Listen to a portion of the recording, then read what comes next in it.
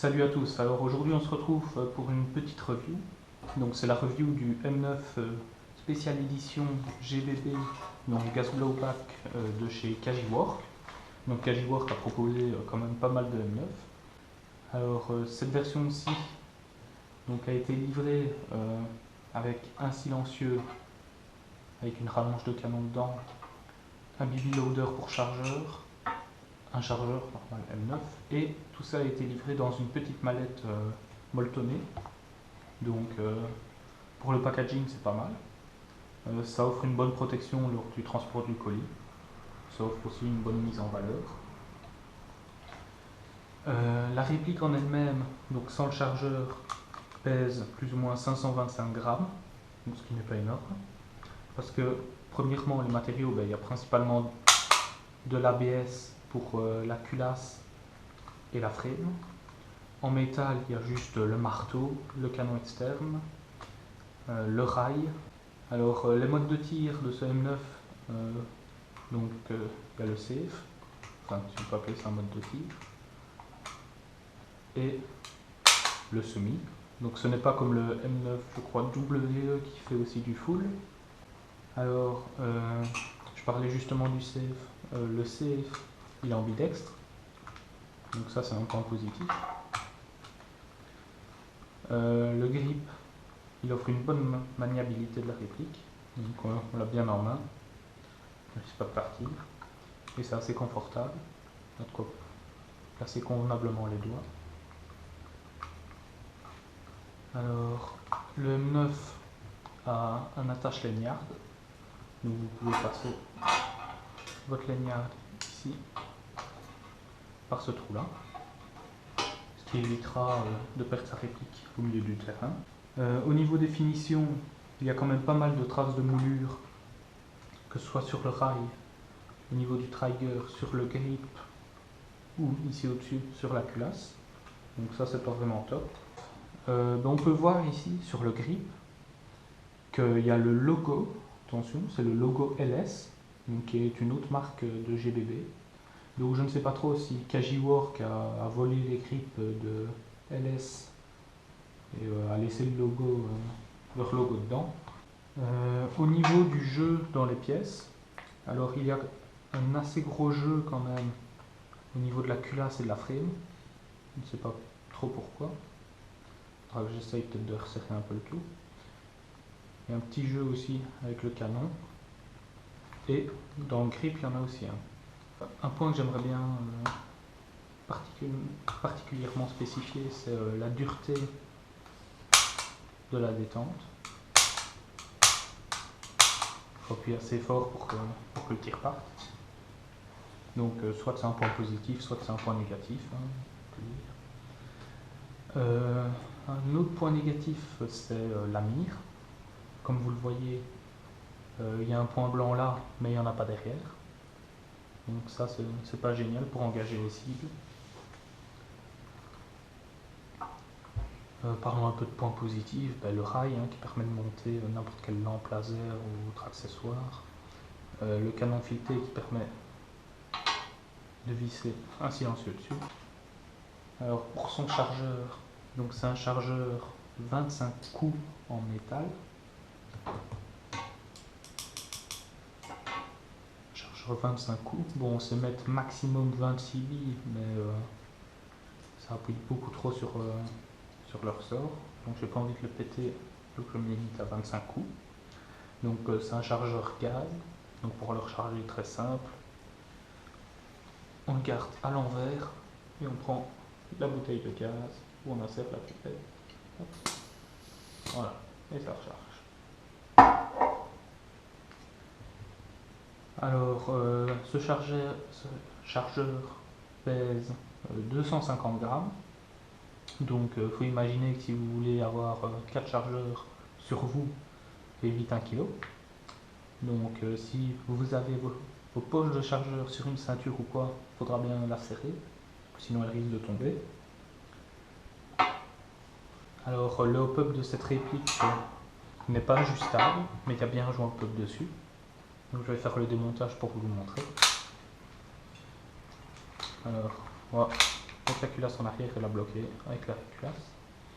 On va maintenir ce bouton ici et on va tourner petit truc ici. On va après lâcher la culasse. Voilà, donc ici on a la frame et la culasse qui sont bien séparés. On va garder que la culasse. Donc on va enlever le guide ressort.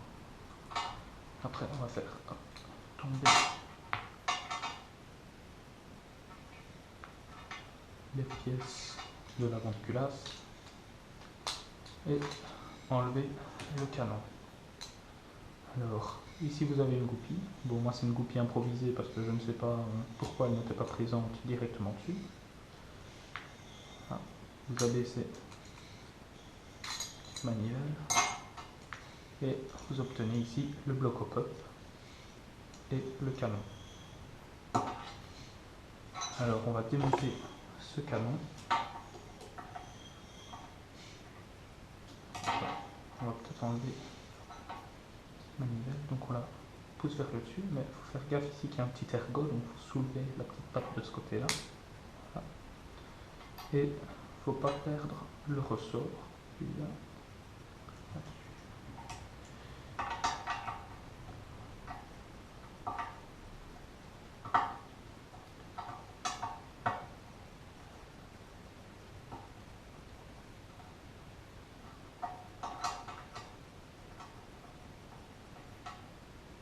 Voilà. Donc voilà, on peut voir ici le joint. Donc, le joint est composé de deux parties, une partie dure et une partie molle.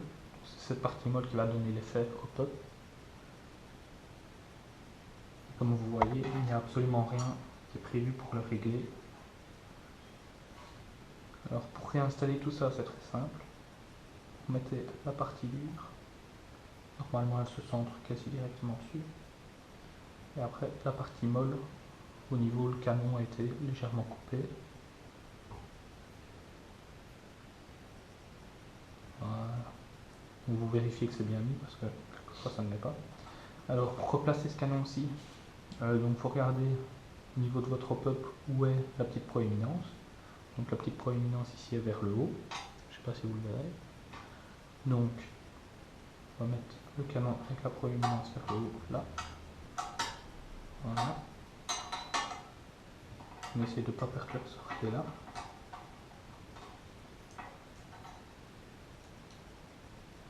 Vérifie que tout est bien en place et on peut retisser.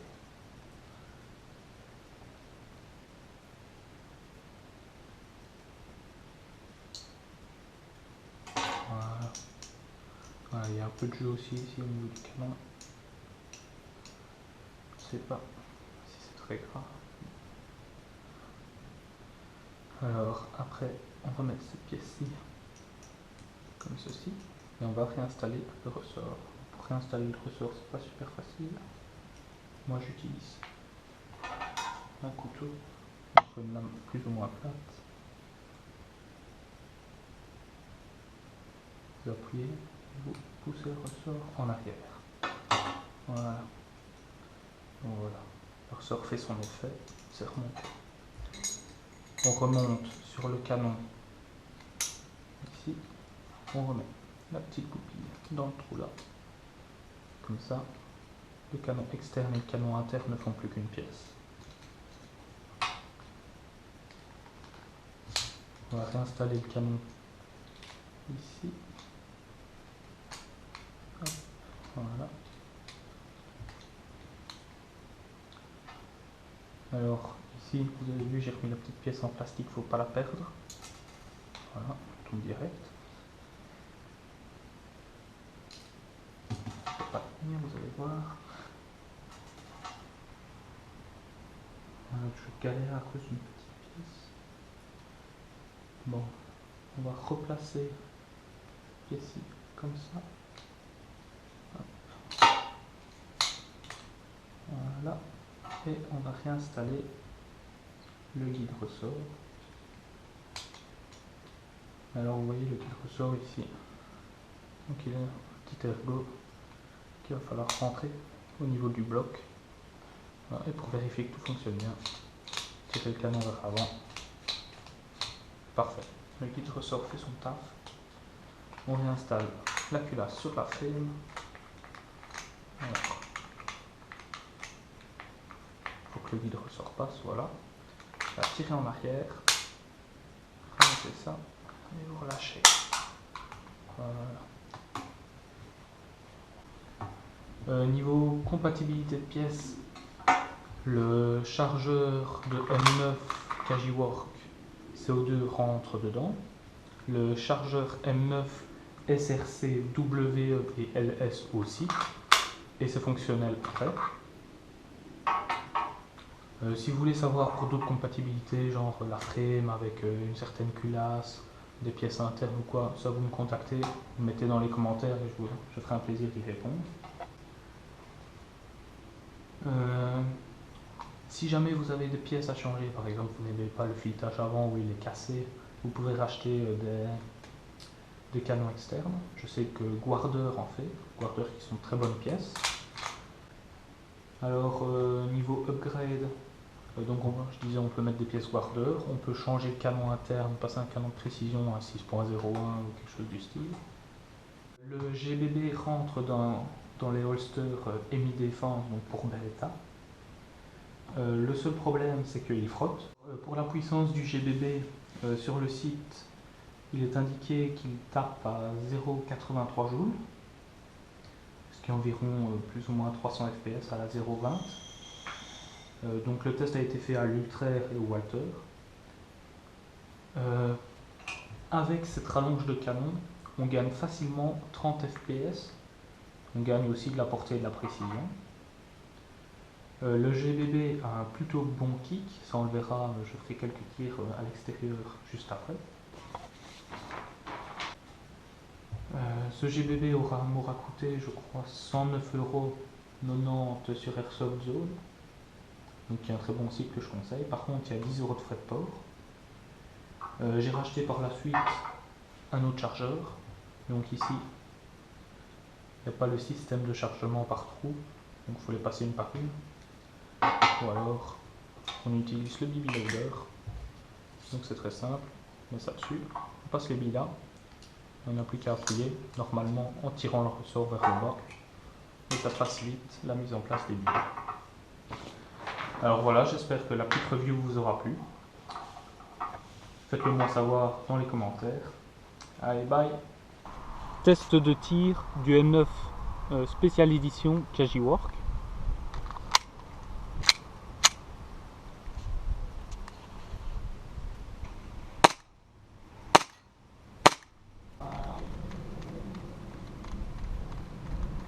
Donc comme on peut le voir, il y a un bon kick.